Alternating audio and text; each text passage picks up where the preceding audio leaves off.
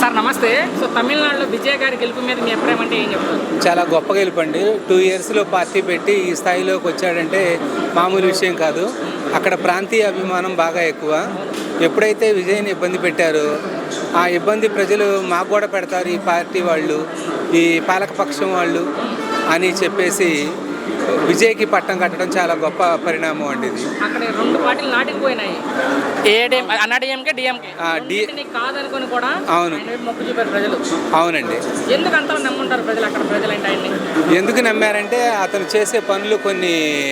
మొన్న ఈ మధ్య ఒక సభ జరిగినప్పుడు ప్రభుత్వం కావాలని తొక్కిపట్టిందని 30 మంది చనిపోయిన సభలు, అదొక విషయం అను. వీళ్ళ ఫ్యామిలీ విషయంలో ఎంటర్ కావటం చాలా పెద్ద తప్పండి.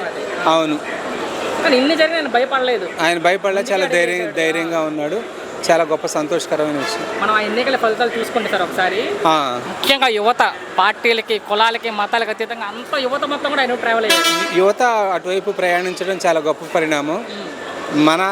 మన దాంట్లో కూడా అలానే యువత ముందడుగు వేయాలని నేను కోరుకుంటున్నాను. మన ఇచ్చిన హామీలు నెరవేర్చుకునే దిశలో ఆయన ముందడుగు వేస్తారనుకుంటున్నారు? అది వేస్తాడండి, తప్పకుండా వేస్తాడు. నా నమ్మకం అయితే నాకు ఉంది. ఫైనల్గా ఆయన గెలుపు గురించి ఒక మాటలో ఏం చెప్తారు? విజయ్ గారి గెలుపు గురించి అంటే ఇది స్వశక్తితో గెలిచిన గెలుపు అండి. ఆయన చాలా నమ్మకంగా గెలిచాడు. ఎలాగైనా కొట్టాలి, ఆయన కొట్టేది ఏనుగు కుంభస్థలాన్ని ఆయనకు తెలుసు, ఆయన కొట్టేశాడు దాన్ని.